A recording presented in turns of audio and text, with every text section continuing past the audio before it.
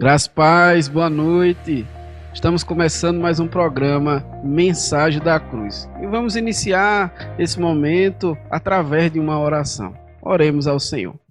Pai, nós te louvamos e bendizemos o teu santo nome. Senhor, nós te rogamos que fale conosco. Em nome de Cristo Jesus, a quem oramos. Amém. Estamos aqui com o pastor William Rafael, que é o pastor da Igreja Presbiteriana de Bom Conselho. Pastor William Rafael, estamos no mês de setembro, conhecido como Setembro Amarelo. E pastor, no ano de 2024, nós tivemos 16 mil casos de suicídio no Brasil. Eu queria começar esse nosso bate-papo fazendo a seguinte pergunta: por que tantas pessoas têm o desejo de tirar sua própria vida? Graças a Deus, irmão Douglas, a você que está nos acompanhando de casa também, que a bendita graça do nosso Deus esteja sobre a sua vida. E esse é um tema relevante, Douglas, importante, e para isso eu queria refletir brevemente sobre algumas lições que a própria Bíblia trata sobre o suicídio, visto que esse é um assunto muito pertinente na nossa população, na nossa nação e no mundo todo. Ano passado eu lembro que eu li um relato que a cada um relato, na verdade, os dados que foram divulgados da Organização Mundial de Saúde. E de acordo com os dados da Organização Mundial de Saúde, a cada 40 segundos uma pessoa tira a sua própria vida no mundo, né? Então aqui no Brasil nós temos esses dados locais da nossa nação, mas no mundo inteiro, né, somando todos os relatórios e estatísticas, a cada 40 segundos tem uma pessoa tirando sua própria vida, né? E a sua pergunta é: por que as pessoas intentam isso? Por que as pessoas desejam isso? A Bíblia Sagrada, amados irmãos, ouvintes que estão nos acompanhando, tanto pela rádio como também pelo YouTube, nos relata um momento muito interessante na vida do profeta Elias. Não é um caso de suicídio, não é. Mas nos relata um momento da vida de um homem que, mesmo sendo homem de Deus, desejou morrer por causa das situações. Diz-nos o texto de 1 Reis, capítulo 19, verso número 4, o seguinte, verso 3 e 4. Temendo, pois, Elias, levantou-se e, para salvar sua vida, se foi e chegou a Berseba, que pertence a Judá, e ali deixou o seu moço. Ele mesmo, porém, se foi ao deserto o caminho de um dia, e veio, se assentou debaixo de um zimbro, e pediu para si a morte, e disse: basta, toma agora ao Senhor a minha alma, pois não sou melhor do que meus pais. Aqui nós temos um momento onde o profeta Elias, que havia confrontado os profetas de Baal, se depara com uma mulher que naquela época exercia muita influência na vida do seu marido, que era o rei, no caso aqui Jezabel, a mulher de Acabe, e Acabe, por conselho da sua própria mulher, estava disposto a fazer com Elias tudo que a sua mulher mandasse. E era desejo de Jezabel matar o profeta Elias. O profeta Elias, que havia vencido os profetas de Baal lá no Monte Carmelo, agora teme a Jezabel e foge. Diz o texto no versículo 3 que ele fugiu para salvar a sua vida. Porém, no verso 4, ele quer que Deus tire sua própria vida. Veja, o que eu falei no início. Aqui nós não temos um exemplo de suicídio, graças a Deus não. Porém, nós temos uma demonstração de alguém que, mesmo sendo um homem de Deus, desejou tirar ou desejou morrer. O que nós temos hoje, com espanto, pela quantidade que vem acontecendo, é um acréscimo muito grande na quantidade de pessoas que dia após dia tentam tirar sua própria vida e tiram. Porque as tentativas de suicídio são muitas, mas os homicídios também, o suicídio também tem um número elevado. Por que pessoas tentam morrer, ou tentam se matar e têm desejo de morrer, Aqui na vida do profeta Elias, nós encontramos algumas respostas para isso. Primeiro, o verso 2 nos mostra que ele estava sofrendo uma ameaça. Então, a ameaça é a primeira razão pela qual ele foge. Depois, verso 3, ele estava com medo, temendo a Jezabel. Depois, no versículo de número 4, nós vamos perceber que ele estava esgotado. Quando o texto diz assim, basta, É aquele momento em que o indivíduo olha para um lado, olha para o outro, não vê mais saída, assim, não, já deu, para mim já basta. Certamente é esse uma das principais causas que a gente encontra na vida de todo aquele que é suicida, ou que se torna suicida. Primeiro começa com o esgotamento. Não estou suportando mais. É muito provável que agora haja alguém nos assistindo ou nos ouvindo através da rádio que a sua vida já não tem mais sentido. Então, muitas pessoas, quando chegam ao nível de decidirem tirar a sua própria vida, ou tentarem tirar a sua própria vida, antes, elas já estão com esse sentimento de vazio existencial. Por que eu estou aqui? Qual o sentido dessa vida? De esgotamento, já não aguento mais, eu não suporto mais, eu cheguei no limite. De medo, muitas vezes as pessoas se matam porque estão com medo de alguma ameaça que foi feita. São inúmeras as razões, nós não conseguimos elencar. Mas o fato é que todo indivíduo que tenta tirar a sua própria vida está enfrentando um momento de esgotamento, de vazio existencial.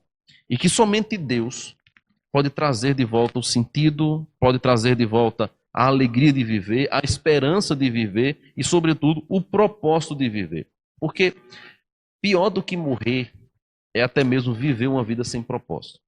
E essa é a razão pela qual muitas pessoas têm tirado a sua própria vida. Não encontram propósito na vida.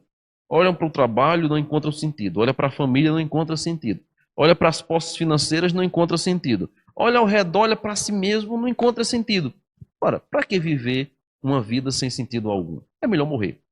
E aí quando vem uma pressão, quando vem uma separação, quando vem uma traição, quando vem uma crise financeira, quando vem uma crise no casamento, quando vem uma crise existencial, emocional, as pessoas dizem assim, não, a melhor saída é morrer. Então aqui nós temos o profeta de Deus, Senhor, tira a minha vida. Só que aqui o profeta Elias, ele pede para que Deus faça isso num desejo da sua alma por causa da sua angústia. Só que o que nós encontramos no suicídio é outra atitude. Alguém diz assim, eu vou tirar minha vida. Isso é pecado, porque a Bíblia diz, né, não matarás. E o mandamento não matarás não se aplica apenas a não matar o outro, mas eu não mato o outro, mas eu também não devo tirar minha própria vida. Porque Deus é o autor da vida. É Ele que nos dá a vida e é Ele que tem poder e autoridade para tirar a nossa vida. Nós não podemos fazer isso com a nossa própria vida. Então, diante disso, então, eu queria propor, eu queria apresentar, né, aos nossos ouvintes e aos que estão nos assistindo pelo YouTube também, algumas razões pelas quais nós deveríamos considerar melhor a nossa vida. Primeiro que, se nós nos sentirmos ameaçados, amedrontados, angustiados, esgotados, nós devemos lembrar de que o nosso Deus é um Deus presente. Tanto que, na vida do profeta Elias, nós vamos encontrar na continuidade do capítulo 19 que o próprio Deus vem até ele. Deus envia um anjo para trazer alimento a ele. Depois o próprio Deus, no versículo 9, diz assim, ali entrou numa caverna onde passou a noite e eis que veio a palavra do Senhor e lhe disse, que fazes aqui, Elias? E após o questionamento, verso 11, disse-lhe Deus, sai e põe-te neste monte perante o Senhor. Veja que, diante do desejo de morrer que Elias estava, ele recebe a visita de Deus e Deus diz, o que é que você está fazendo aí? É aquele momento que o próprio Deus nos leva a refletirmos, por que nós estamos nesse estado? Talvez você que esteja tentando tirar a sua própria vida não parou para pensar o que é que lhe levou a se sentir desse modo. O que é que você está fazendo aí dentro do seu quarto, dentro do seu carro? Talvez até mesmo na estrada. Temos pessoas que nos acompanham agora pela rádio. O que é que você está fazendo pensando em tirar a sua própria vida? Há muitas pessoas que saem de casa determinadas a morrer e entram dentro de um carro e ali ficam procurando um local onde eles possam causar um acidente. O que é que você está fazendo aí? Essa é a pergunta que Deus faz a Elias dentro da caverna. Elias, o que é que você está fazendo aí pensando tirar a sua própria vida ou querendo morrer? Esse é o momento que Deus nos chama a refletirmos sobre o propósito da nossa vida. Talvez você já tenha olhado para o mundo e não tenha encontrado nele esperança e expectativa nenhuma. E, de fato, não há esperança nem expectativa nesse mundo. A Bíblia diz que no mundo jaz o maligno. Porém, quando nós olhamos para Cristo, quando nós olhamos para o nosso Deus, nós encontramos nele uma viva esperança. Ele mesmo nos disse, na sua palavra, que estaria conosco todos os dias. Ele mesmo nos apresenta, na sua palavra, que ele é o bom pastor. Ele pastoreia a nossa vida, que Ele é o nosso refúgio, é o nosso socorro bem presente na tribulação. Ele mesmo nos diz que ainda que uma mãe se esqueça de um filho que amamenta, Ele não se esquecerá de nós jamais. Deus tem um propósito para a nossa vida. Foi Ele que nos criou, foi Ele que nos fez. Ele tem um plano maravilhoso para a nossa vida. Nós não podemos, nem temos o direito de interromper esse plano de Deus, porque de repente algum plano nosso aqui na terra deu errado. Lembre disso. Não queira você com suas próprias mãos interromper um plano que Deus tem e determinou para a sua vida, porque algum plano seu aqui nesse mundo deu errado. O plano do casamento, o plano da carreira, o plano de negócios, um plano, seja lá qual for, deu errado, eu vou tirar minha vida. É o fim. Aconteceu uma tragédia, é o fim da minha vida. Não, não é o fim da sua vida, não. Há outras pessoas que, assim como você, estão sofrendo nesse momento. Há outras pessoas que estão doentes, assim como você, ou até mesmo mais doentes que você, e estão vivendo. Há pessoas que talvez estejam mais endividadas que você, e estão vivendo. Não é o fim da sua vida. Não é o fim da sua vida. Em Deus, nós temos esperança de dias melhores. Por isso que Deus diz a Elias, Elias, sai daí. Sai dessa caverna. Coloca-te no monte perante o Senhor. Antes de você tirar ou pensar em tirar a sua vida, pense em buscar ao Senhor. Volte-se para o Senhor. Leia a Bíblia. Ore. Se coloque diante de Deus. Realinhe a sua vida espiritual. Busque no Senhor auxílio, socorro para a hora da tribulação. Ele é a esperança da nossa vida. Ele é a âncora da nossa alma. De fato, nele nós podemos confiar. O profeta Abacuque vai dizer isso, né? Ainda que a figueira não floresça, não haja produto no campo, produto da oliveira minta, ainda que toda tragédia venha sobre a terra, eu me alegrarei no Senhor. Ele é a nossa esperança, Ele é a nossa alegria, Ele é a certeza de nossa salvação. Então, por mais que a sua vida esteja difícil, lembre que Deus é o autor da vida. É Ele que dá e é Ele que tira. Nós não temos esse direito de fazer. Então, muitas pessoas querem morrer, respondendo a sua pergunta mais uma vez, porque se esqueceram de que Deus tem um propósito para elas aqui neste mundo e no mundo por vir. Então, é hora de voltar para o Senhor. Pastor, o senhor citou o exemplo do profeta Elias. Recentemente também nós temos visto o aumento de pastores, né, Sim. tirando, né, as suas próprias vidas. Qual a palavra também que o senhor pode dar de encorajamento para esses pastores que estão nos ouvindo e nos acompanhando no YouTube, né, acerca desse desejo, né, de morte, né, por causa das demandas e até, às vezes, o fracasso mesmo no campo ministerial? Normalmente nós pensamos no suicida como sendo aquela pessoa que já é depressiva, aquela pessoa que já está endividada, aquela pessoa que já está enfrentando tragédias, aquela pessoa que está ameaçada de morte. Então, nós costumamos enxergar o suicida nesse crivo, né, de uma pessoa que vem enfrentando problemas reais, palpáveis, e que ela não suporta a pressão e se mata. Porém, nos deparamos com a triste realidade de pessoas que, às vezes, lidam, né, com outras pessoas, que aconselham outras pessoas, que lidam com outras pessoas, que ajudam essas pessoas e que acabam tirando sua própria vida. É o caso de pastores, é o caso de alguns psicólogos que tem acontecido muito isso. Enfim, inúmeras pessoas têm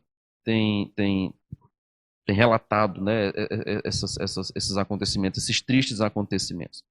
A minha palavra para você que nos assiste, nos acompanha, que se enquadra seja lá qual for a situação, mas se você é um pastor, se você é alguém que é crente em Jesus Cristo, assim como Elias, nós podemos enfrentar noites escuras na nossa alma. Nós podemos enfrentar momentos, irmão Douglas, de angústia, de medo, de incerteza, né? Não sabermos o que acontecerá, o que sucederá, estarmos preocupados com as muitas demandas, tentarmos resolver problemas que nós não conseguimos tocar. Nós precisamos entender que o nosso bom, perfeito e pleno pastor é Cristo Jesus. Todas as nossas demandas devem ser levadas até Ele. Não importa qual a sua função, não importa qual o seu cargo, não importa quem é você. Lembre-se que Jesus é o bom pastor. Ele diz isso em Mateus 11, né? Vinde a mim, vós que estáis cansados e sobrecarregados, eu vos aliviarei. Então, um alívio para a nossa alma, um alívio para o fardo que talvez esteja pesando sobre a sua vida, está em Cristo. Muitas vezes, nós tentamos buscar um alívio para esse fardo em outras coisas, em outras pessoas, e não encontramos. É quando a gente diz assim, não tem mais jeito, eu vou tirar a minha vida. Cristo é o alívio para todos os fardos da nossa alma. Ele nos chama a irmos até Ele, para que nele nós sejamos restaurados, reabilitados, levarmos a ter nossa carga e trazermos dele a esperança, a leveza que ele nos dá por meio de sua palavra. Desde já, quero convidar vocês que estão nos ouvindo e nos assistindo através do YouTube para fazermos uma visita na Igreja Presbiteriana de Bom Conselho.